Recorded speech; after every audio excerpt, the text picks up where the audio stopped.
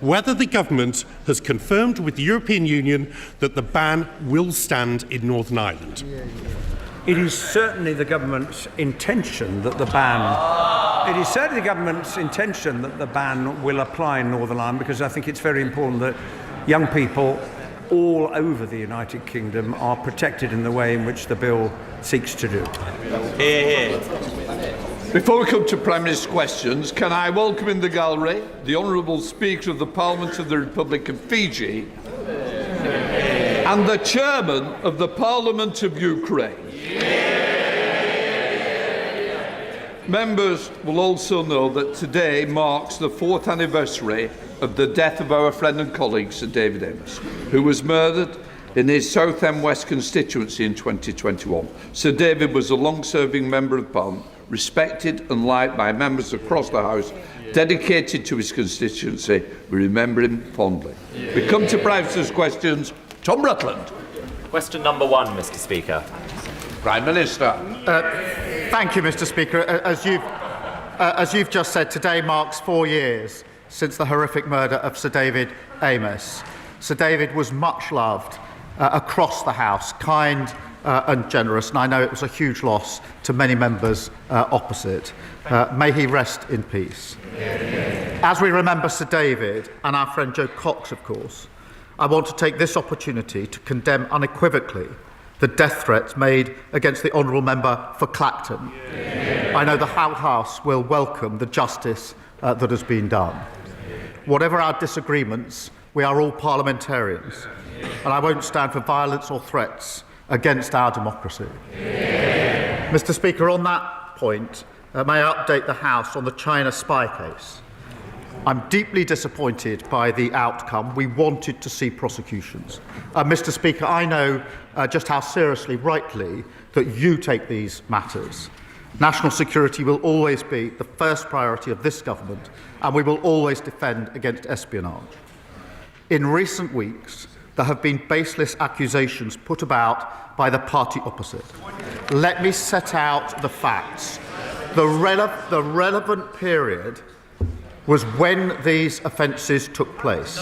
That was under the Conservative government between the years of 2021 and 2023. This period was bookended by the integrated review of 2021, the beginning of the period, and the refresh of that review in 2023, setting out their policy. These statements of government policy were very carefully worded to not describe China as an enemy. Instead, Mr.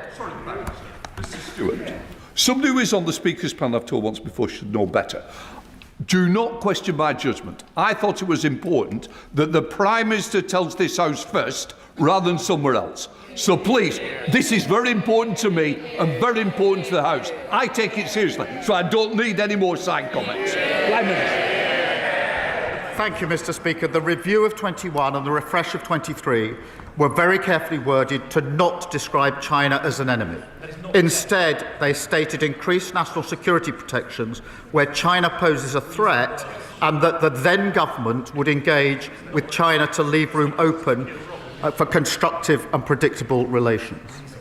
The Deputy National Security Advisor, Matt Collins, set out the then government's position in a substantive witness statement in 2023, which was subsequently supplemented by 2 further short statements.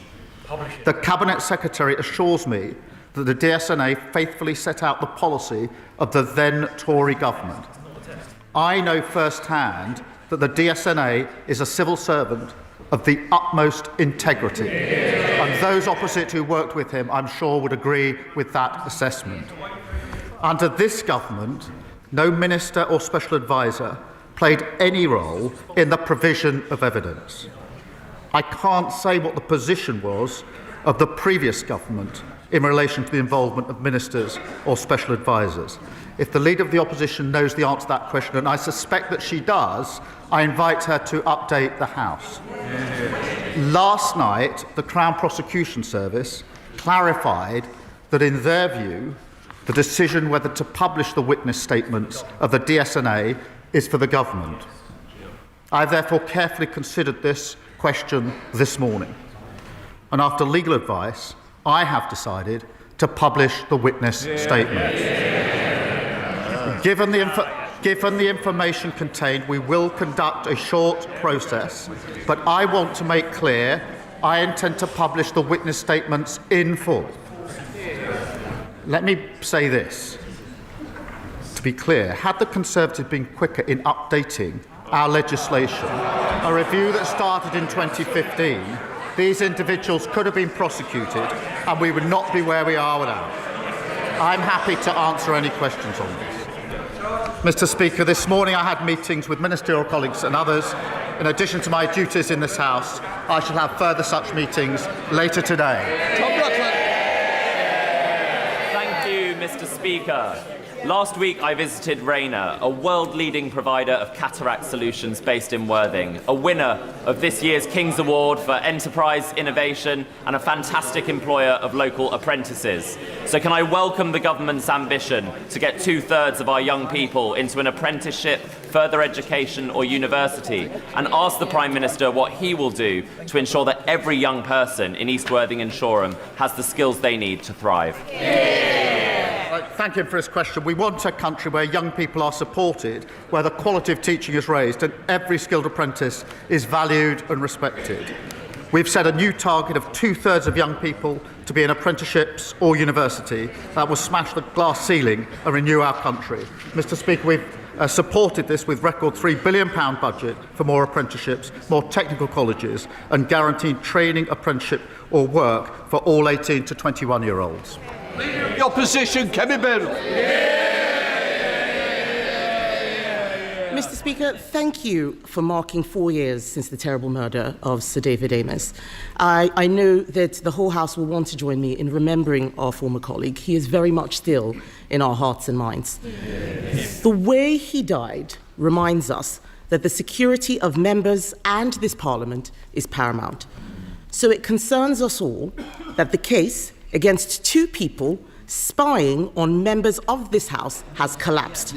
It is simply unbelievable. Exactly as I expected, the Prime Minister had to be dragged out at the top of PMQs to give a statement that answers no questions. I don't know what they're laughing. I don't know what they're laughing at. We are talking about the security of this Parliament. He had to be dragged out to repeat only more obfuscation. It is simply unbelievable. It is simply unbelievable that he is trying to say the last government did not classify China as a threat. So I will refresh his memory.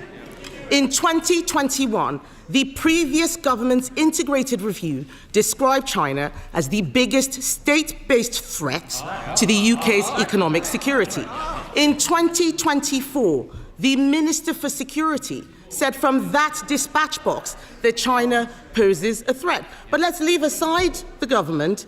In 2022, the Director General of MI5 in November classified China as a threat in his remarks. How is it possible that the government failed to provide the evidence that the CPS needed to prosecute? The substantive evidence was provided in 2023 by the previous government. That is when the witness statement was submitted. I am going to disclose it. They will all be able to read it. The substantive evidence was written and disclosed and submitted in 2023 under the last government. I noticed she didn't indicate whether ministers were involved in that at the time. Mr. Speaker, she questions what's in the review, the refreshed review in 2021 and 2023. Let me be clear. The then Foreign Secretary, sitting I think over here, the Honourable Member for Braintree, 1 month after the arrest, so absolutely the relevant time, gave a speech at Mansion House. It was called Our Position on China, setting out the government's policy. He said in that speech, summing up China as a threat in one word would be, his words, impossible, impractical, and most importantly, unwise. Foreign Secretary, Mr. Speaker, it wasn't just him. Mr. Speaker, the leader of the opposition was business secretary at the time. In September 23, the leader of the opposition said, her words, September 23, the relevant year, her words, "We should certainly not be describing China as a foe."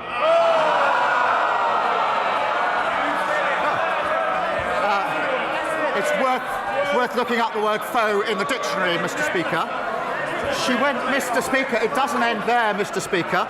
In September 2024, the leader of the opposition said this, I quote, "I have shied away from calling China a threat." She is playing politics with national security. The Prime Minister can read the beginning of a quote. Let me finish that quote. At the end of that quote that he just read out, I did describe China as a threat. But this whataboutery that he is doing neglects the fact that those spies were charged under a Conservative government. They were let off under Labour. He has not answered any questions. On Monday, Mr. Speaker, on Monday, the Security Minister repeatedly told the House that ministers did not take decisions, that it was the Deputy National Security Advisor who had full freedom. Is the government seriously saying that only one man, the Deputy National Security Advisor, had anything to do with this failure? Is he seriously saying that the Deputy did not discuss with the National Security Advisor, did not discuss with the Home Secretary or with anyone in Downing Street? Is the Prime Minister seriously saying that? Yes. Mr. Speaker, let me explain why. Firstly, the case was charged under the last government according to the evidence submitted under the last government, which set out their policy decision. What was an issue in the trial is not the position of the current government, the position of the last government. And they carefully avoided describing China as an enemy because that was their policy at the time. Mr. Speaker, so far as the position under this government is concerned, no minister or special advisor was involved, and I will double-check this because I've had it. I will double-check this. So, Mr. Speaker, this is important. After the charging decision, the prosecution were very careful about who would then see the witness evidence. I will double-check, Mr. Speaker, exactly what instruction was taken. But my answer, I can be absolutely clear, no minister was involved, no special advisor was involved in this, and I'm assured as I can be that the prosecution was saying that it would be the witnesses only that were involved in short updates to the evidence that was submitted under the last government. Kemi Badenoch. Mr. Speaker, the end of the answer was different from the beginning of the answer. What on earth is the point of us having a lawyer rather than a leader as the Prime Minister if he can't even get the law right on a matter of national security? He keeps going to the CPS. The CPS have said that they are satisfied that they were right to charge in August 2024. The Sunday Times reported that Jonathan Powell, the Prime Minister's National Security Advisor, convened a secret meeting to discuss the security consequences of the China spy trial. Did the meeting happen, or is the Sunday Times making it up? Mr. Speaker, she's clearly not a lawyer or a leader. Mr. Speaker.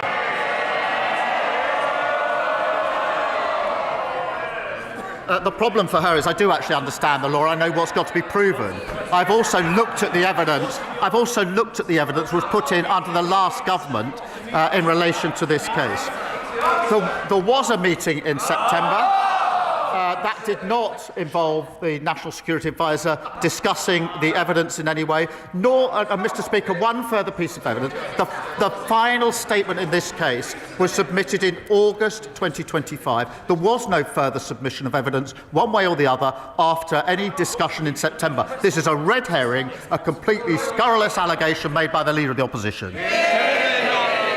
Mr. Speaker, the Prime Minister has now twice directly contradicted the words of his Security Minister. They cannot both be right. The chair of the Foreign Affairs Committee couldn't get any answers from the Security Minister.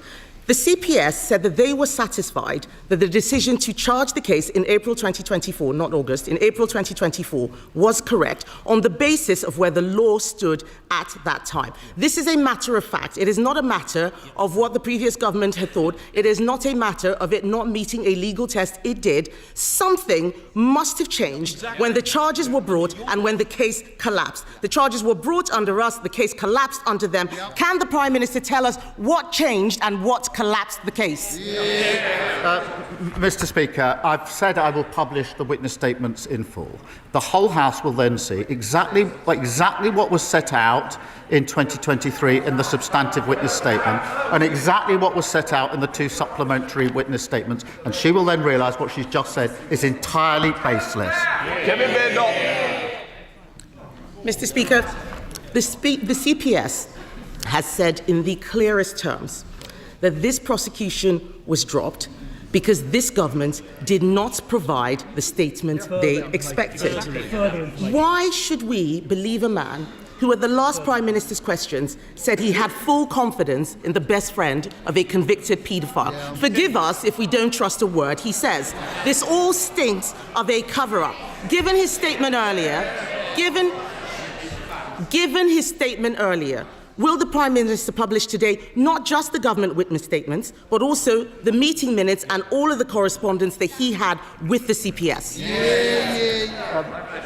Mr. Speaker, let me be clear. The only process I want to go through is in relation to some of the individuals in the statements to make sure they know it's coming out. I can assure the House there's no substantive delay here. I know it is of concern to a number of people, acute of concern to them. I will have the statements out in full. There is a bit of proper process I need to go through. The honourable member will understand why that's necessary. Then they'll be published in full. She asks about minutes, etc. There is a usual rules and process for government. But I remind her that the substantive issues in this case were discussed at meetings under the previous government. So they're asking me to disclose the discussions that they had in relation to the witness statement in the first place. Kemi Badenoch. Mr. Speaker, you deserve better, and this House deserves better than the evasive answers that we have had from the Prime Minister. Even the former Cabinet Secretary, Lord Butler, has accused the government of being economical with the truth on this issue.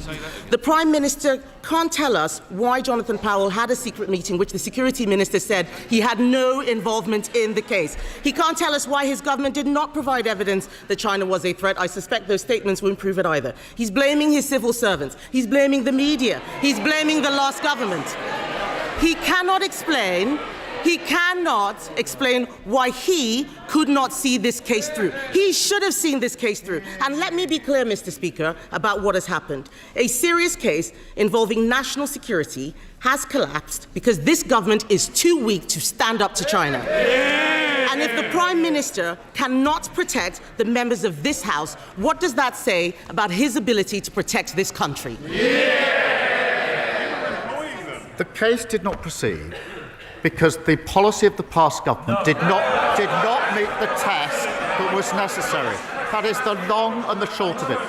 Far from evading, I have said I will disclose the full witness statements that set out exactly what was in the witness statements, exactly what the subsequent statement says, and the allegation that somehow they were changed, that the first statement and the second statements are different, is completely and utterly unfounded.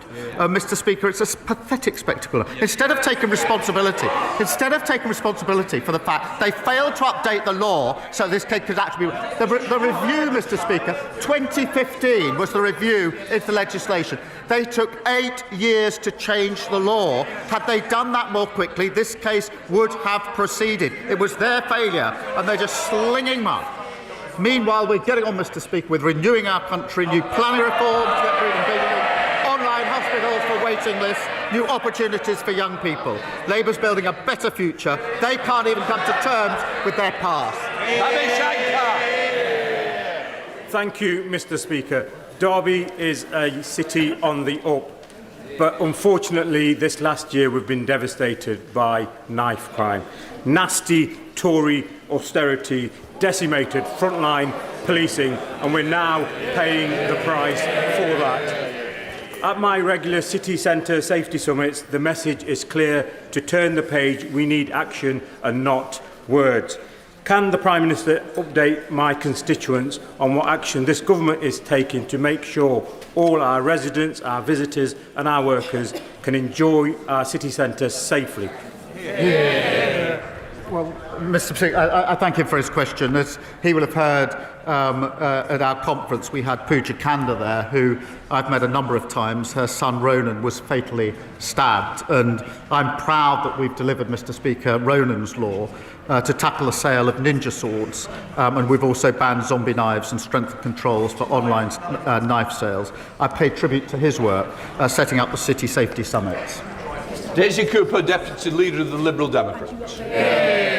Thank you, Mr. Speaker. May I associate myself and my party with the tributes to David Amess? And on behalf of my party, can I also pay tribute to Ming Campbell, who is being laid to rest today? That is the reason why my right honourable friend, the member for Kingston and Surbiton, cannot be here. And I'd like to thank you, Mr. Speaker, and the Prime Minister and other members of this House for their very kind tributes yesterday.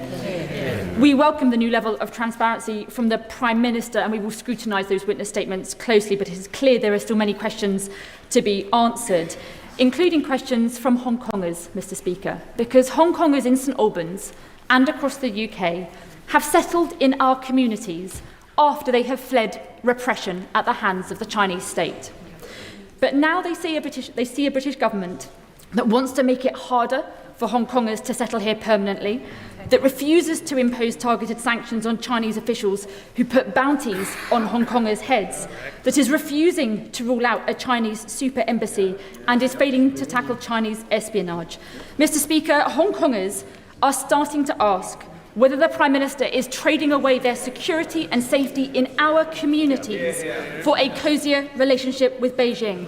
What is the Prime Minister's answer to them? The answer is no, and we have given and will continue to give support to Hong Kongers who need and deserve that support, and she will be assured that the Jimmy Lai case is raised regularly at every opportunity by my ministers and indeed by me. Thank you. Daisy Cooper. Thank you, Mr. Speaker. I think that Hong Kongers will require a lot more reassurance and action from this government. But it is not just the Chinese government that is a threat to our country. On Monday, the far-right, racist hate preacher Tommy Robinson, who is currently on trial for allegedly refusing to comply with counter-terror police, claimed that his legal costs are being paid by Elon Musk. It is outrageous that a man who has so much control over what people read online every day could be funding someone who stokes far-right extremism on our streets. If this was Putin, the government surely would act.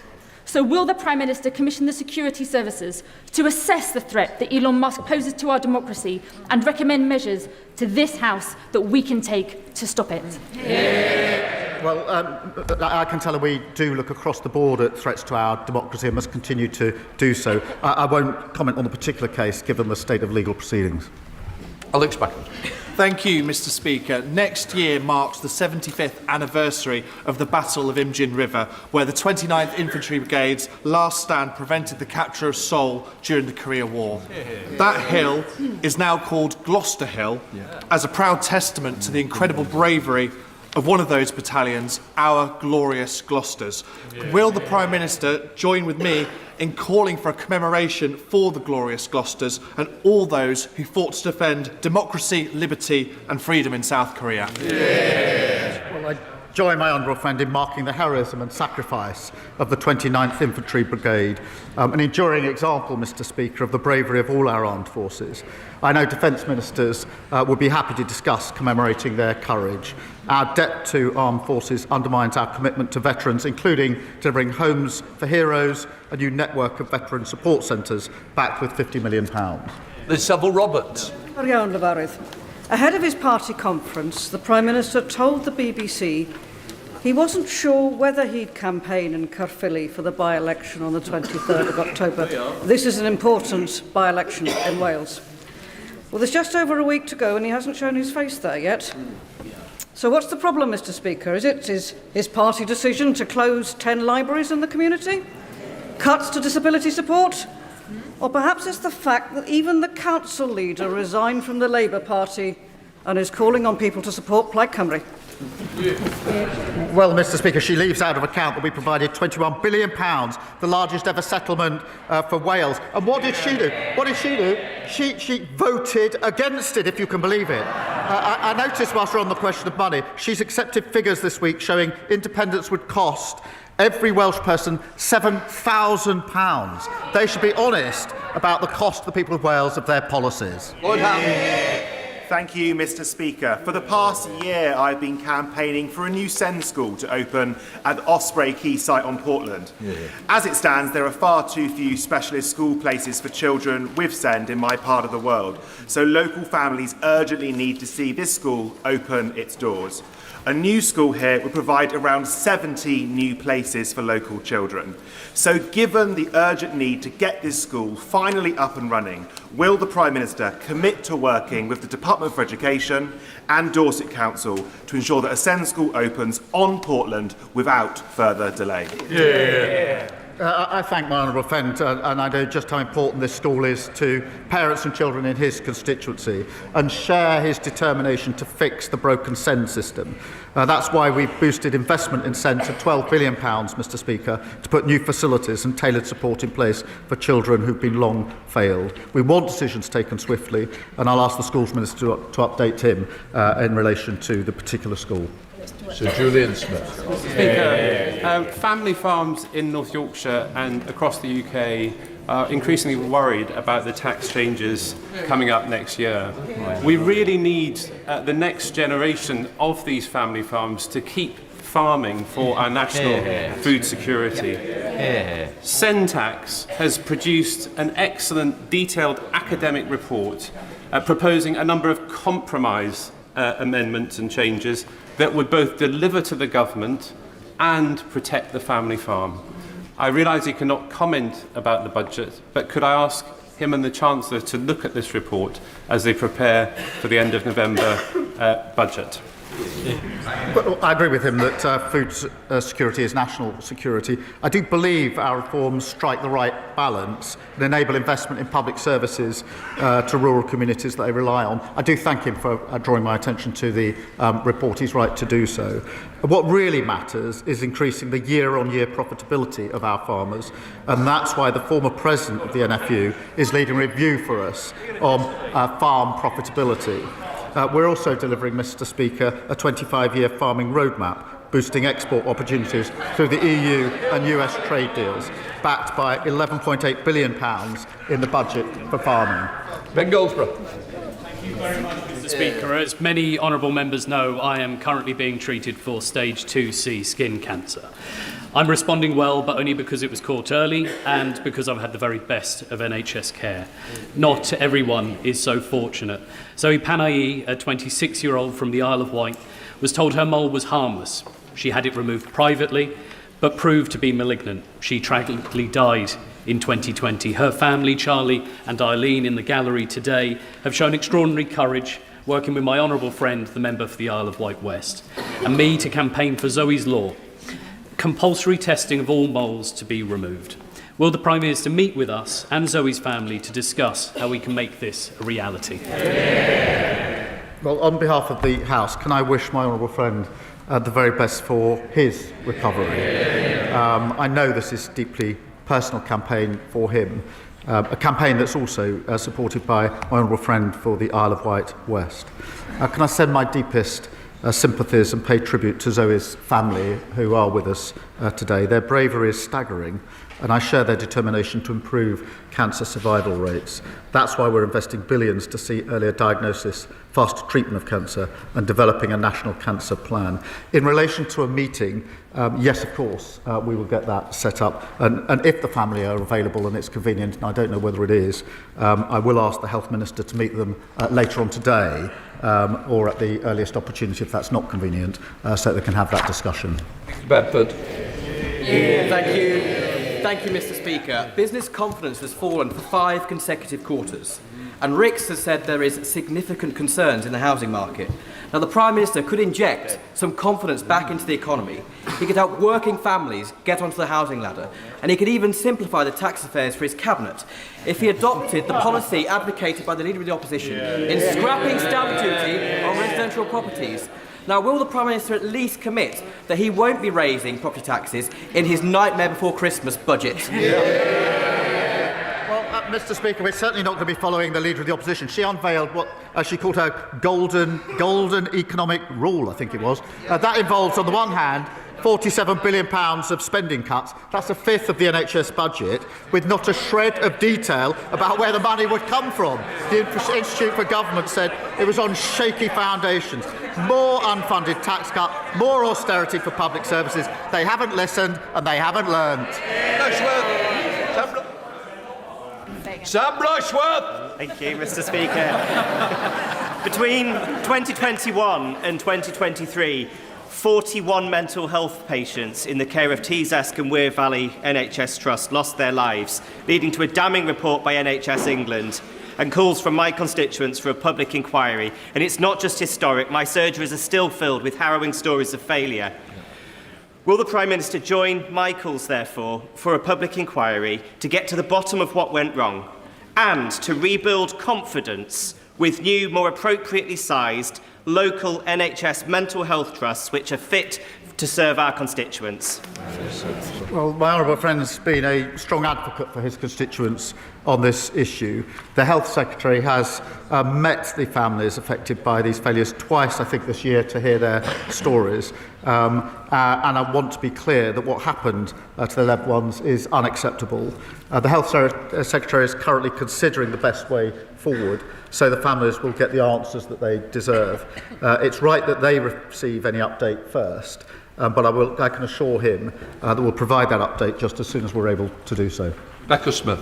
Thank you, Mr. Speaker. Later on this afternoon, I'm going to be launching a small business survey so that the 3,000 SMEs in my constituency who employ thousands of my constituents can have their say about what it's like to run a business under a Labour government and what their concerns are ahead of the budget. However, Mr. Speaker, I want to give the right honourable gentleman the opportunity for me to share a word of hope from him ahead of the budget. So will he tell my constituents that he has heard the pleas of SMEs and their frightenedness about the budget, and that he will scrap business rates for hospitality and leisure, that he will scrap the family business and family farm tax, and that his government will commit to no further tax rises for business? Mr. Speaker, just a few months ago we published our small business strategy. That was based on what small businesses take to it. I'll make a copy available to her so she can give one to every member of her constituency before they fill in the survey. Dixon. Thank you, Mr. Speaker. This government is renewing Britons, and for the benefit of the Leader of the Opposition, that's BRITA.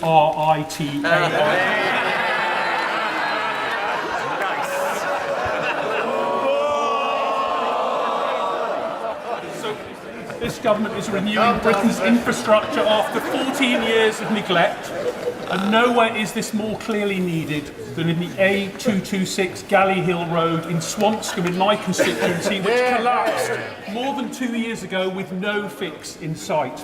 Would the Prime Minister agree with me that the announcement of the Transport Structures Fund in the spending review shows that under this government we're ending the Conservative decline and getting on with fixing broken roads like Galley Hill?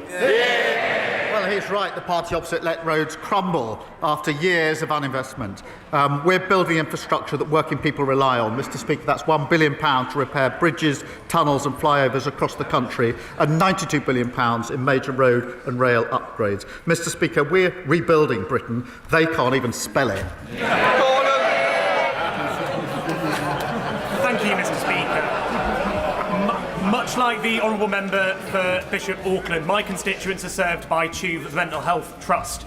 They face travelling to York or Middlesbrough for local inpatient beds, with some people being sent as far afield as Glasgow or Southampton. This is completely unacceptable, and we need a provision of local mental health inpatient beds. I welcome the openness to an inquiry into TUV, but my concerns would still be that whilst that's going on, we need real action now so that the continued failings don't see the loss of any other lives. So what steps will the Prime Minister and the Secretary of State take now to reassure and rebuild trust in TUV?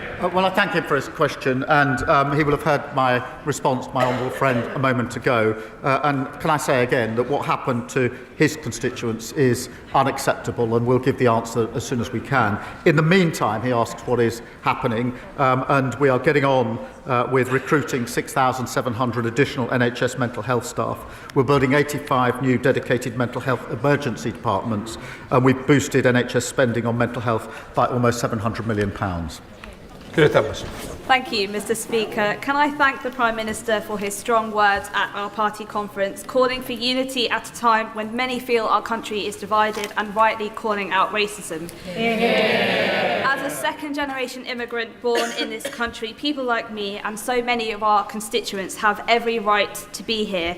No one should face hatred because of the colour of their skin. Does the Prime Minister agree that some of those on the benches opposite who seek to stoke division and keep close company with those who accept Russian bribes cannot and should not be trusted to govern this country?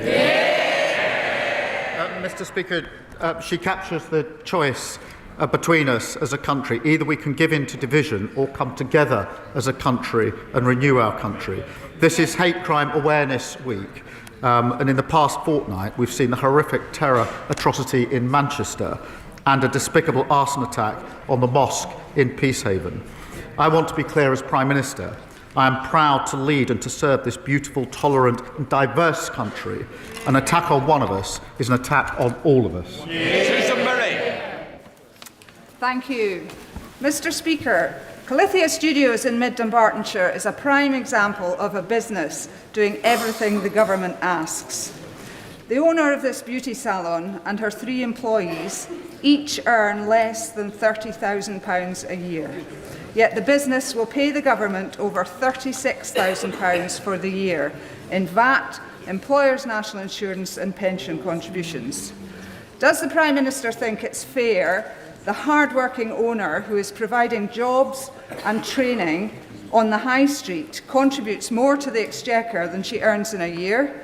And does he believe this encourages entrepreneurship, which is important for economic growth and local jobs?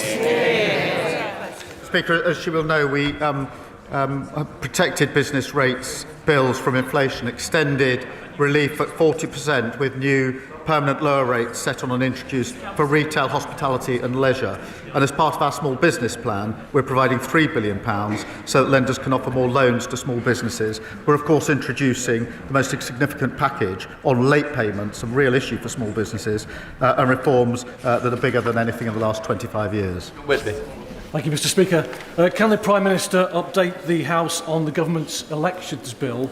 And does he agree that in light of recent court cases and the conviction of Reform's former leader in Wales, that no party whose leaders take Russian bribes can be trusted to defend our democracy? Mr. Speaker, Labour is introducing an elections bill to protect our democracy from foreign interference. But look at Reform. The member for Clacton and his deputy worked alongside someone who took money to spread Putin's propaganda. Whatever their denials, they have serious questions to answer about what they knew. But that is the choice. Kremlin cronies sowing division or Labour patriots working for national renewal. John Turgendar. Thank you, Mr. Speaker. The lines that we've heard from the government in recent days have been a conflation of fabricated stories, trying to set up straw men and knock down things that have not been said. Yes. The real question in this whole debate is whether or not the DPP charged legally and properly. If they did, then the OSA is valid, and all this talk about the National Security Act that I introduced is completely irrelevant. If they did not, why is he not charging his successor with abuse of power? Well, we know the reality, Mr. Speaker, because although he has answered the question about evidence. The real question is, what political direction did this government give to their officials before they went to give evidence? Absolutely none. Absolutely none. And I will also tell him this. I was the chief prosecutor for 5 years. And I can say,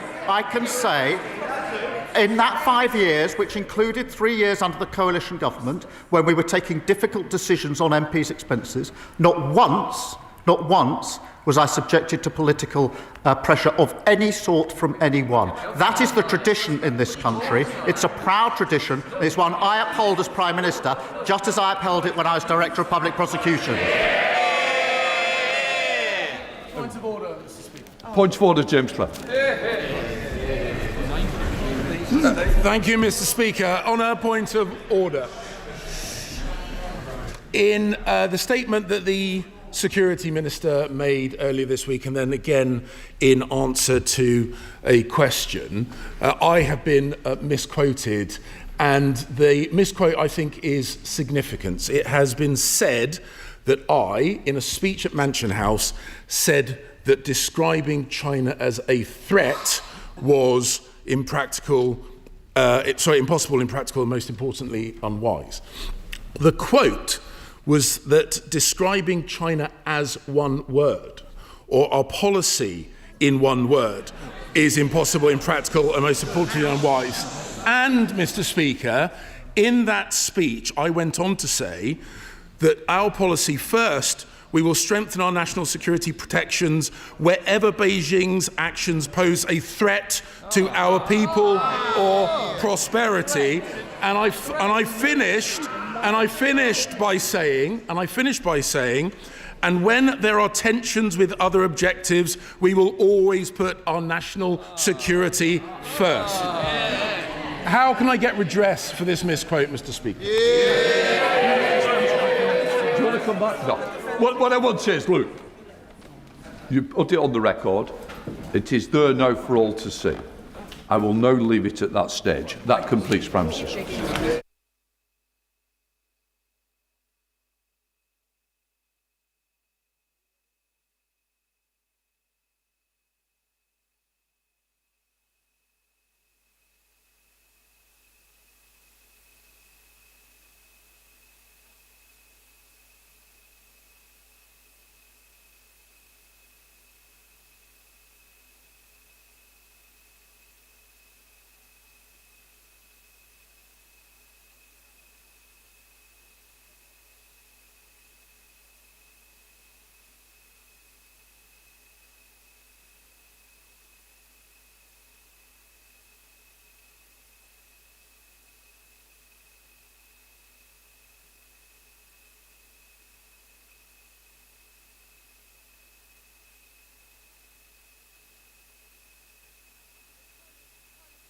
Out the chamber.